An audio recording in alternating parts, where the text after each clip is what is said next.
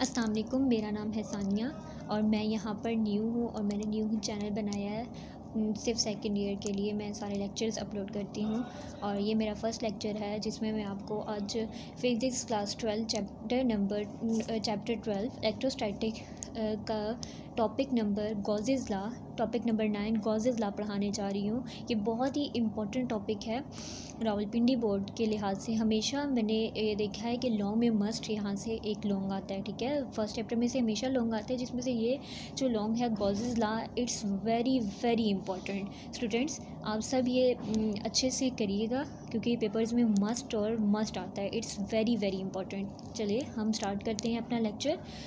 Gauss's law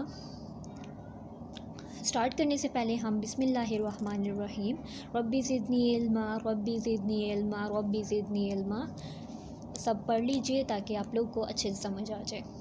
सबसे पहले हमारा जो टॉपिक है straight and explain Gauss's law. Gauss's law होता क्या है ये सब आप लोगों को आज मैं बताती हूँ। गॉसेस से पहले हम उसकी डेफिनेशन, जब आप लॉन्ग स्टार्ट करते हैं सबसे पहले उसकी डेफिनेशन, फिर उसके बारे में एक्सप्लेन, उसके साथ उसकी डायग्राम और फिर उसकी डेरिवेशन लिखते हैं। अंडरस्टैंड? इससे आप लोग के मार्क्स गेन होते हैं। अगर 5 नंबर का है ना तो रावलपिंडी बोर्ड और या फेडरल बोर्ड जिसमें भी आप लोग हैं, तो मैंने तो रावलपिंडी से ही पढ़ी हूँ, ठीक है। तो रावलपिंडी बोर्ड वाले बच्चे जो हैं स्टूडेंट्स, उनके लिए ये कि जो आप डेफिनेशन लिखते हो तो आपको 1 नंबर मिलता है, आप एक्सप्लेनेशन लिखते हो तो उसके 3 नंबर होते हैं और आप अगर डायग्राम बनाते हो तो उसके 2 नंबर। इट्स अंडरस्टूड, आपके 5 नंबर तब वहाँ से गेन आप कर सकते हो। अगर आप ये चीज़ें मुकम्मल नहीं करते, ठीक है, जैसे डायग्राम नहीं बनाते, तो आपको 5 में से 5 नहीं मिलते। वैसे फिज़िक्स ऐसा सब्जेक्ट है जिसमें 5 में से 5 मिल जाते हैं।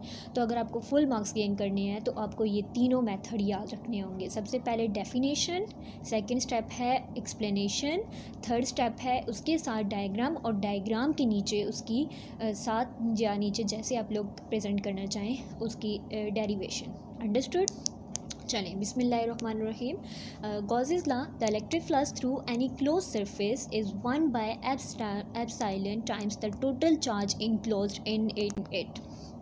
ठीक है, ये इसकी डेफिनेशन है। फ्रेम में हमने बताना है कि consider N irregular close surface. हमने एक इर्रेगुलर क्लोज सरफेस लेना है जिसके अंदर एन पॉइंट चार्जेस होंगी। कितने चार्जेस होंगे, कहाँ तक चार्जेस होंगी? एन पॉइंट तक। जैसे हमने एक चार्ज ले लिया Q1, Q2, Q3, ये चार्जेस ले लिए, ठीक है। और उसके हमने एक सरफेस क्या लिया, सबसे पहले क्लोज सरफेस लिया जिसमें क्या किधर तक चार्जेस लिए? एन पॉइंट तक। Q1, Q2, Q3 charges. एक डायग्राम इर्रेगुलर अपने सरफेस बनानी है, उसके अंदर चार्जेस क्लोज कर देने हैं, ठीक है। थर्स था electric flux passing through the close surface. जो इलेक्ट्रिक फ्लक्स हैं इस क्लोज सरफेस से पास होंगे।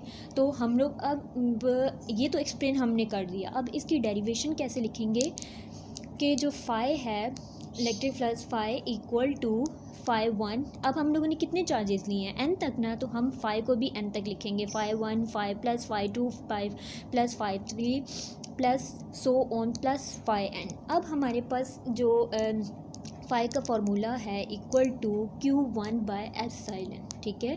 Q1 बाय, अब हम लोग फाई की पहले तो हमने ऊपर फाई डाला, लेकिन हम लोग ले तो रहे चार्जेस है ना, तो उसको हम लोग कैसे लिखेंगे?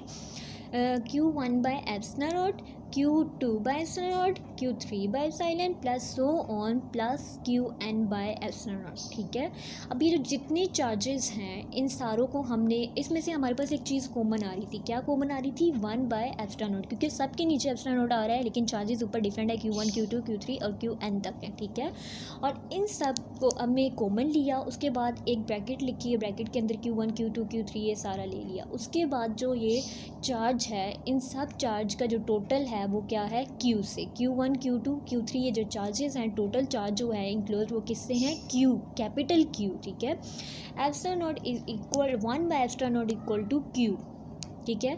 ये हमारे पास this represent the mathematical form of Gauss's law. I hope so आपको गॉसेस लॉ की अच्छे से समझ आ गई होगी। अगर आपको समझ आ गई हो तो मेरे चैनल को लाइक सब्सक्राइब कीजिए और मुझे मोटिवेट किए ताकि मैं और ऐसी अच्छी अच्छी वीडियोस अपलोड कर सकूं और आप लोग अच्छे से समझ सकें। अल्लाह हाफिज़।